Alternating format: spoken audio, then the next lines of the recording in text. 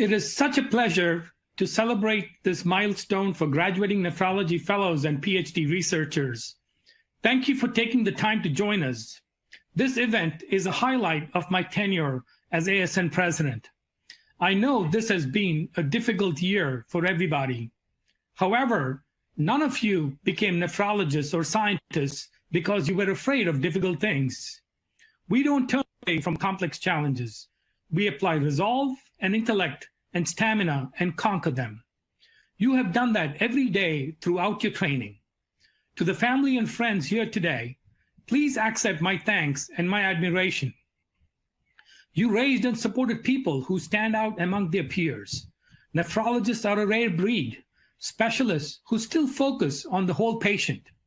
In the hospital, the clinic, or the lab, if someone encounters a tough question, they look for a nephrologist. Thank you for everything you have done to give to medicine, science, and society, people of such commitment, resolve, and talent. To our two esteemed guests, we are so grateful to you for taking the time to help us honor nephrology's future. You both embody so much of what we admire in these graduates: curiosity, drive, creativity, and grace under pressure. It is an honor for me now to introduce Sir Peter Ratcliffe, Nobel laureate, physician, scientist, and teacher, and of course, a nephrologist. His research helped uncover a detailed molecular chain of events that cells use to sense oxygen during hypoxia. Noteworthy that in addition to the 2019 Nobel Prize, in 2014, Sir Peter was knighted for his services to clinical medicine. He served as head of the Nuffield Department of Clinical Medicine from 2003 to 2016. Those of you who plan to pursue research will appreciate that shortly after Sir Peter received the call informing him he had won the Nobel Prize, he had to return to work to meet a grant application deadline. We are all fortunate that today's celebration did not conflict with another such deadline. Sir Peter will speak to us today on being a physician scientist and nephrologist. Thank you, Sir Peter. Thank you, Dr. Agarwal, for that very kind introduction. And congratulations to you all on a tremendous achievement. Enjoy. Your new specialty is one of the most interesting, but beware, also one of the most demanding. All the technical competence of intensive care medicine, all the humanity and pastoral care of family practice. I was asked to say a little bit about my own experience of nephrology and ultimately how I became a physician scientist. So many twists and turns in this. The moral of the tale really is this: don't plan your career too carefully. Opportunities will come your way. Take them when they come. One serious piece of advice on the research front: you must have your own question. Search for that question. Once found, answers may follow. Next. So here's my story. About 40 years ago, my intention was not to become a physician scientist, but to be a consultant nephrologist within the UK's National Health Service. One of my mentors, a nephrologist himself, had suggested it. He said I'd be good at it. Other senior colleagues were more circumspect. They pointed out the scarcity of available positions. Two, they said, before year 2000, that was in 1980. So you'd better distinguish yourself, they told me. Laboratory research opportunities were few in a busy trainee position, so I set about writing case reports, the things I'd seen on the ward. It describes long-term dialysis patients who developed cystic change in their end-stage kidneys. A few of them, you'll see, corrected their hematocrit there. Quite a bit of information here. It tells us that end-stage kidneys can produce EPO, that such EPO is sufficient to correct anemia. Essentially, the position that we've come back to with the development of prolyl hydroxylase inhibitors based on the work that I'm going to describe. I'd love to say that I saw this and that inspired the work and I was clever enough to see that way forward, but that would be untrue. What it was, the general experience of writing case reports was important. Not prestigious, I know, in some scientific circles, and not fashionable. In fact, if you're nominated for one of these major awards, one might be tempted to reformat your CV, hope the jurors did not notice that your first papers were in the British Medical Journal or something, and not Nature. But I'm going to argue that that case report experience was very interesting and very important in scientific training. A fixed data set. If something is missing, it cannot be rerun or added. You can't go on doing experiments on and on like some people I know in the lab. So I believe that this was important in teaching me to scan through whatever I knew or saw for things from which an interesting conclusion could be securely drawn. Akin to that question searching thing that I said was so important. Next. I had a few false starts. I got interested in myoglobinuria renal failure, tried to study that in the isolated perfused kidney, but couldn't reproduce kidney injury. I was interested, next, in susceptibility to acute kidney injury and shock, and thought this must be bound up in the intrarenal circulation that you see there, but not easy to study. Next. But from here to EPO and the key question, what is the oxygen sensing mechanism underlying the extraordinary precision by which the kidneys and liver regulate EPO in accordance with blood oxygen? Surely, I argued, an interesting and important and answerable question. The aim was to capitalize on the newly identified EPO gene and work out to the putative oxygen sensor that we thought, I'm just looking at my slides and hoping the audience is following us. There we are at the journey from erythropoietin to oxygen. And the aim, I say, was to capitalize on the gene and work out to that oxygen sensor, which we thought would be a very special system operating in very special cells within the liver and kidneys that make EPO. So this is the first and most important part of the talk, finding your question. At the time, not everyone thought it was important. Some pointed out that recombinant EPO was in the clinic. So why worry about the regulation of the gene? Now, I can't take you through the whole story today, but I'd like to give you a couple of vignettes. One showing how quite unexpectedly things open up, an increment in knowledge suddenly opens a whole field. And one showing how quite unexpectedly knowledge can be drawn together to close to answer a question. The first, we thought that this would be a very special system that was restricted to the cells in the kidney, only those cells in the kidney and liver that made EPO. And much time was spent looking for those cells in tissue culture that could support our intended molecular studies. The problem was solved by Franklin Bunn, who found hepatoma cells that would make EPO in response to low oxygen in tissue culture. We use these cells to do the experiments I'm showing here, looking for the first step in that journey from the gene to the oxygen sensor by identifying the control sequences at the EPO locus. There you see them, the EPO gene, you see that sequence in black that conferred oxygen sensitivity. Now, what we do in these experiments is show that sequence could confer oxygen sensitivity on a reporter gene they're shown as alpha globin. And that was rather gratifying, the first step in the journey from EPO to oxygen, defining the control sequence. Nice, but not unexpected, really. These cells made the EPO, so they must have a control sequence, and we'd simply found it. But there was a more interesting experiment. What would happen if those sequences were introduced into other cells which don't make EPO? And there you see the result, I think rather plainly. Precisely the same thing was observed. Cells that had nothing to do with EPO, skin cells, lung cells.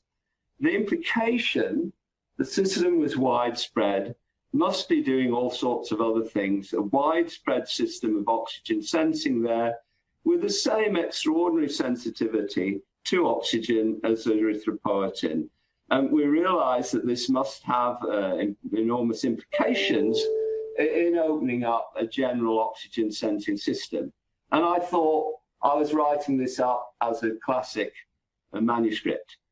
I'm a slightly impatient person, and I drove the said manuscript to the offices of a rather famous journal on Maundy Thursday, 1992, the day before Easter. I thought that I'd be able to get into the offices, meet with an editor who would, like myself, immediately see the importance of the work and agree to publish it rapidly after Easter. Needless to say, it wasn't quite like that. Here is the response we got 4 months later. Of course, there'll be many who've had disappointments like this, but look at the red underline. We had difficulty finding reviewers. If they ever say this to you, take heart. This is good. Means you're in your own field, and that is going to make life simpler for you. And that is my central point. You must find your own question in a field that isn't crowded by others. Eventually, the work was published, and the implications were correct. The system is general, and it directs countless other responses. So that simple experiment changed the perspective and changed my life, a complete new opening. But now, I'd like to fast forward and show you a different process in science that brought the story to a conclusion. Knowledge builds on knowledge in unexpected ways.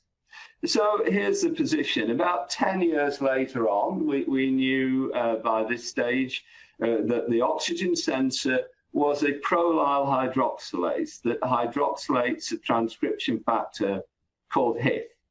We knew from pharmacological probes that it would likely be a particular type of enzyme, a 2-oxyglutarate-dependent dioxygenase, but we didn't know which. This is how the information came together. We linked with this gentleman, Christopher Schofield, who knew about these enzymes. Point one, never be afraid to take advice. Now, Chris's work had started quite differently with work on antibiotic synthesis.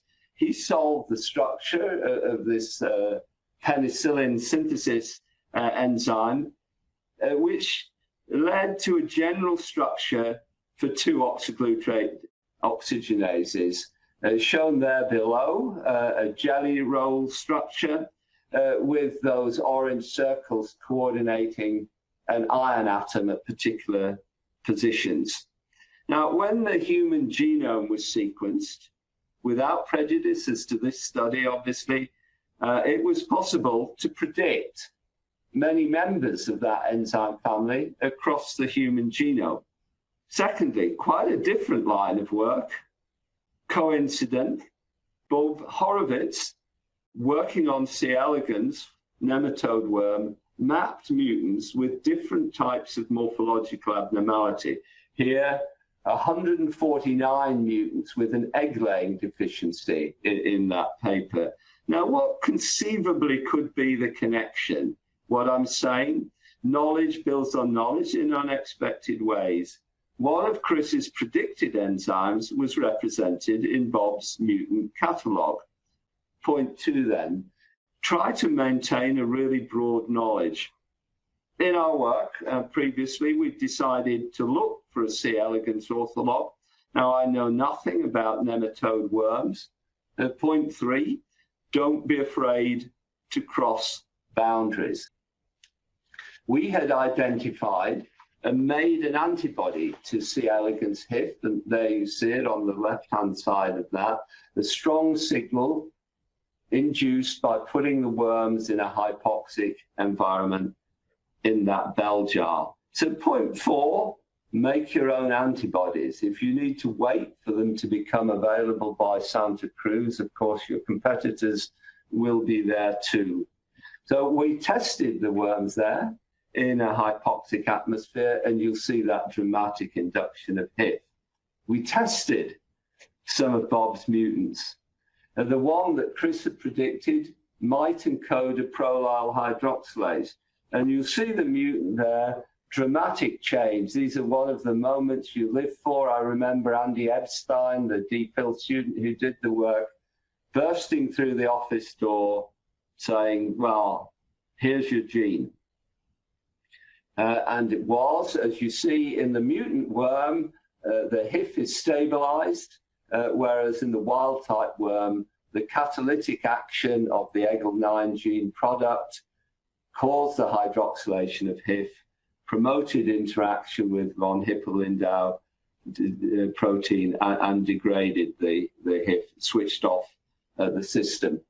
So here is the final synthesis, a regulatory oxygenase that creates hydroxyproline, the alcohol group of which hydrogen bonds to 2 residues in the pocket of VHL, and that's what you see in the lower part of that diagram. This destroys HIF, and when this process goes forward, to make the process go forward, of course, requires oxygen.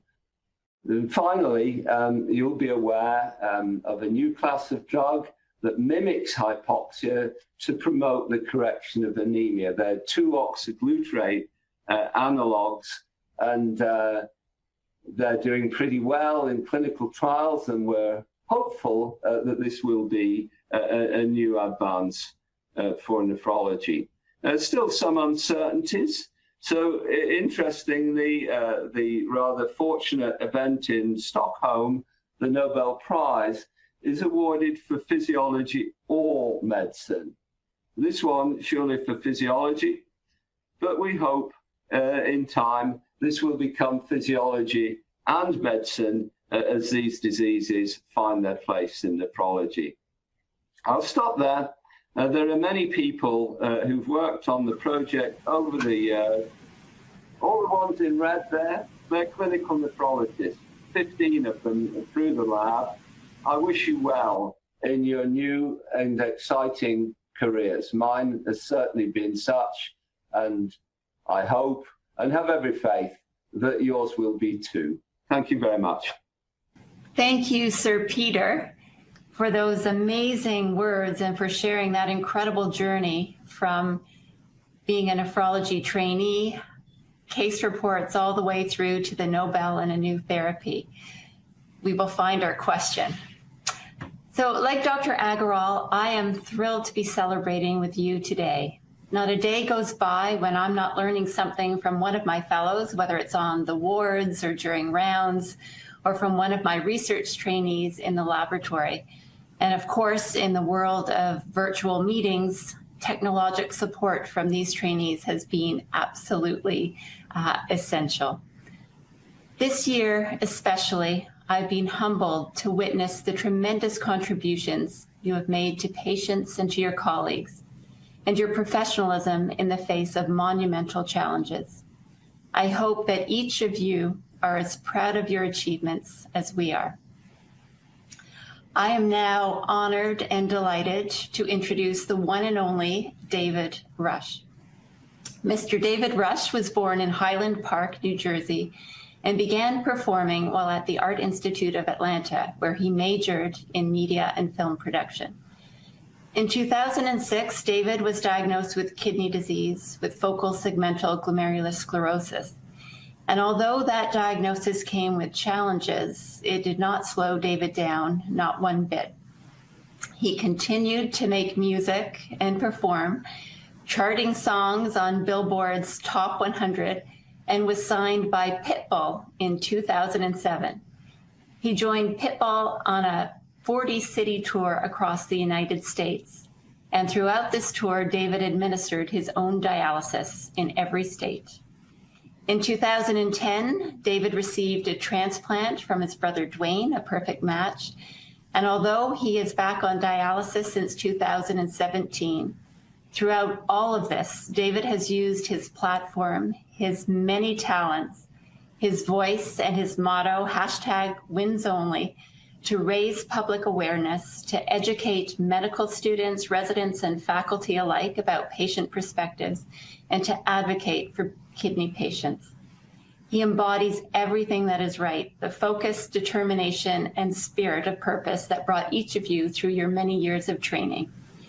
In addition, his management of his own kidney health is a model for other patients and an inspiration for kidney health professionals. David, you are a true kidney hero. You are my hero. Please welcome Mr. David Rush. Thank you. Thank you, Dr. Quagan, for the beautiful words and intro.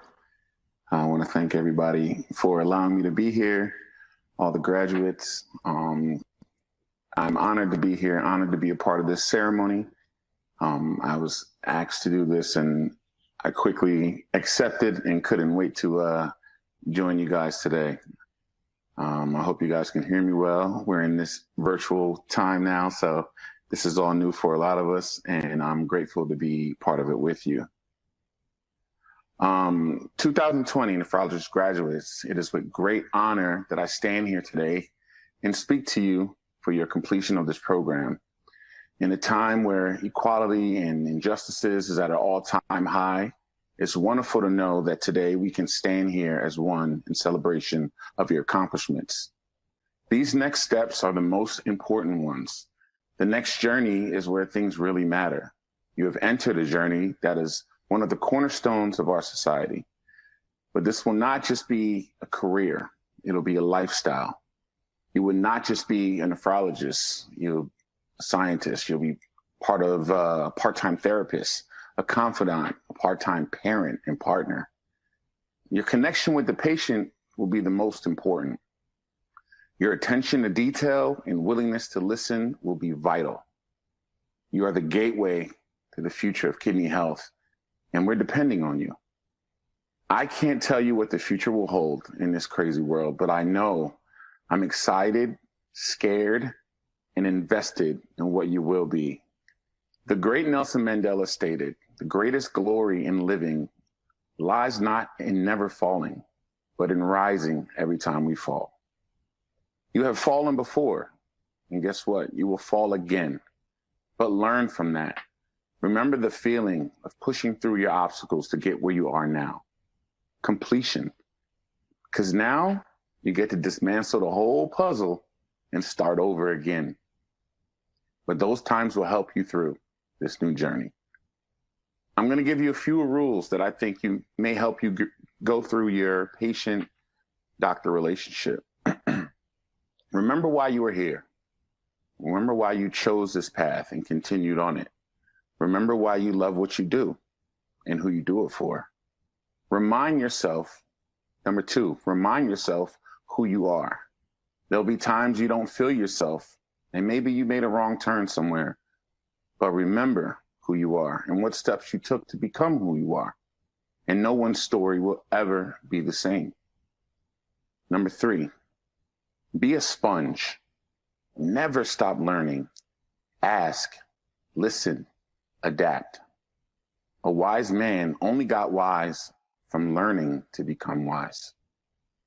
I want you to ask a patient when you see him that's on dialysis or has kidney disease.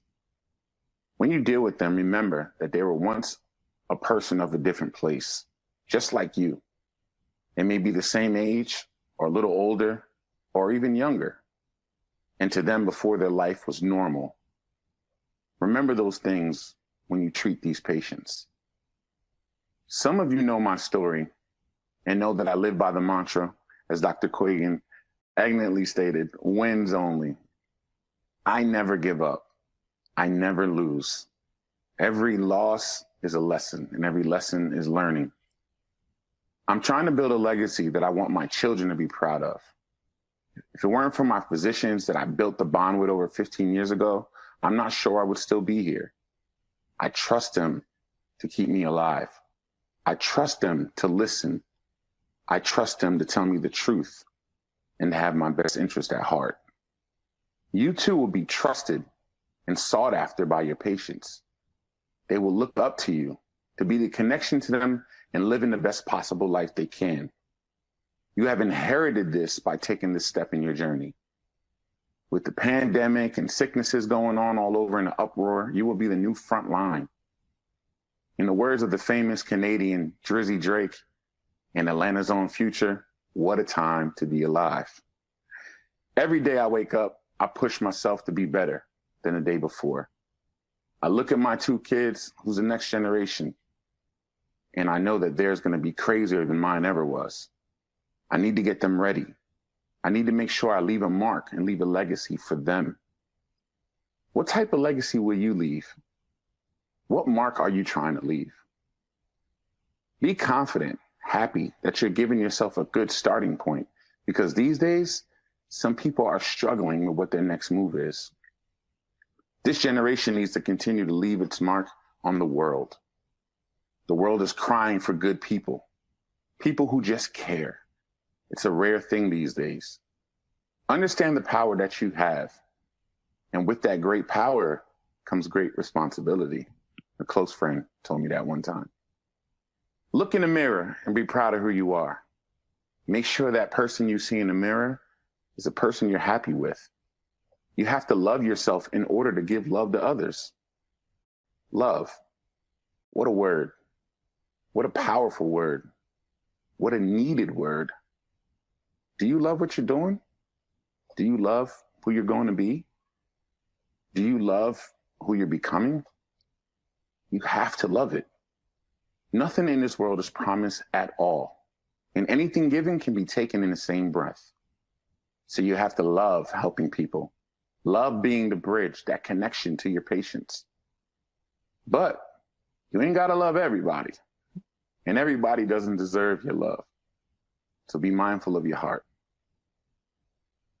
A smile, a kind word, a listening ear can go such a long way when talking to patients.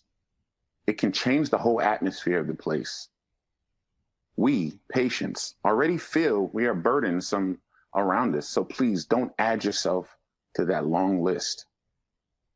Every time you walk through the door to a new patient, refresh your mind. Leave whatever happened outside that door outside. Because when you walk in and look into the eyes of that patient, we can read your face. And we know maybe today just wasn't a good day. And it can really discourage a patient that needs you to be the best you are that day. Easier said than done, I know. I'm just asking you to try your best because it's important to us. Lastly, the way of life as we know it is totally different. We're stepping into a new era in a new way of living. Don't hesitate to learn as much as you can, to teach the generation that will come after you. My son, my daughter, they're counting on you to open the doors and show the way for them. So all those sleepless nights, studying, frustration, all the good times, bad times, all lead to this very moment. You have made the path. You have walked this. You have earned this. So give yourself a minute and be happy for your win. Celebrate your win as they come, whether big or small. Don't overlook any moment or anything that you've done to get to this accomplishment. A lot of people don't ever celebrate their wins. We have this grand scheme that we want and that we want to accomplish. And on the way there to our goals, we may look over the small things that we've done. Take your time. Be happy about them. Celebrate them on your own time and with others that love you and that you love. This is your day. You've earned this. I'm proud of you. And like I said, every loss isn't a loss. It's a lesson. So always It's wins only. Congratulations, graduates. God bless.